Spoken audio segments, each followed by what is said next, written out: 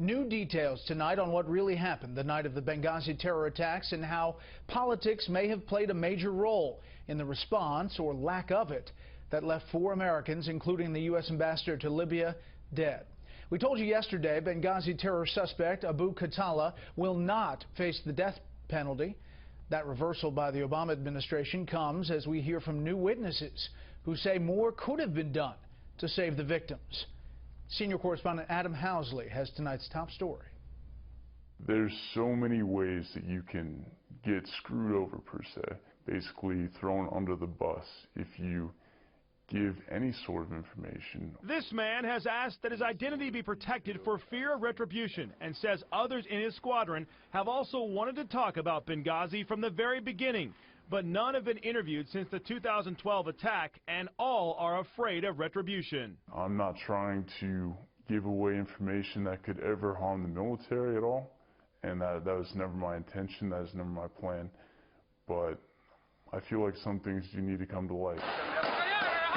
He says within minutes his air squadron was told that a, quote, real-world mission was going down. They raced to the field and were quickly briefed as planes were armed and prepared to launch.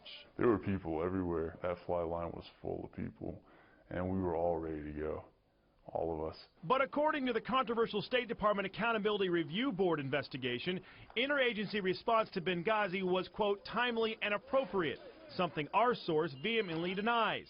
His squadron was stationed at Aviano Air Base in northeastern Italy, and according to men who were there, could have easily flown to Naval Air Station Sigonella in Sicily and then on to Benghazi. I definitely believe that our aircraft could have taken off and got there in a timely manner, maybe 3 hours at the most, in order to basically at least stop that second mortar attack and have those guys running for the hills and basically save lives that day. He says the military excuse that a refueling tanker wasn't available isn't valid because American jets routinely refuel by using what's called a, quote, hot pit maneuver, which allows the jets to land and get fuel without shutting off the engines. He says multiple locations were available the night of the Benghazi attack. As far as I'm concerned, we're the world's greatest Air Force, and we need something done, and we need to save some American lives. We're going to get it done. They just kept telling me we're waiting on a call. We're waiting on the call. I still feel a sense of fault for not being there when we were needed. We could have been there, and that's the worst part. That's a horrible feeling to have when you can help someone, especially when you don't even find out until later and then you hear that people actually died. The same frustrations have compelled Mike, a former team sergeant for a military anti-terror quick reaction force, once known as the SIF, to talk.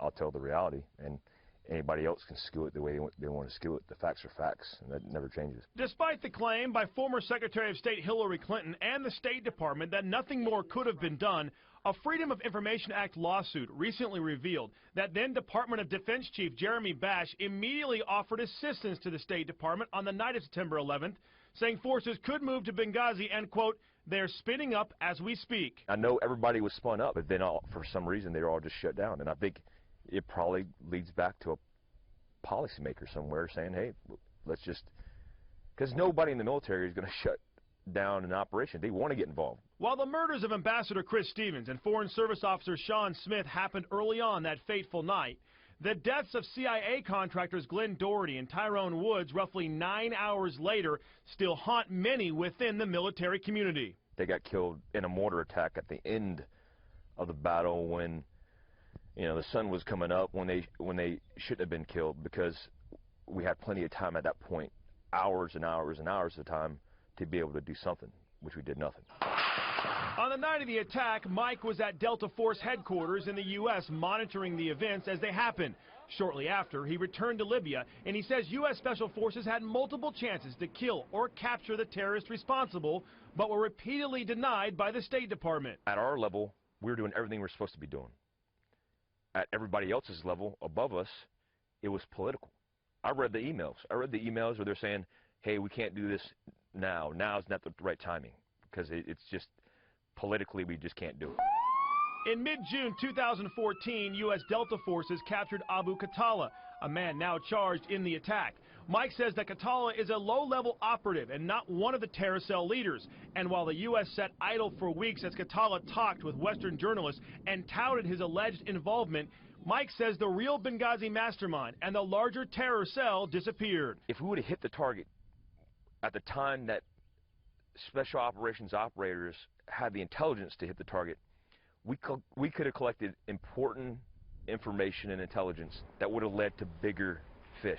While Democrats have called the investigation a waste of time and money, Republican Congressman and Benghazi Committee Chairman Trey Gowdy says his committee has uncovered new facts, but does admit they're still having issues finding witnesses. We may know a description, but we don't know the name. So you have to go to the Department of Defense in this case and say, we need the following folks. They have the names. And no, it's been very frustrating. It's been frustrating for 2 years. Gowdy says his final report will be out before summer, and it won't solely focus on former Secretary of State Hillary Clinton. The two men we spoke to have never spoken with any investigators. Brett? Adam, thank you. We'll stay on it as we have.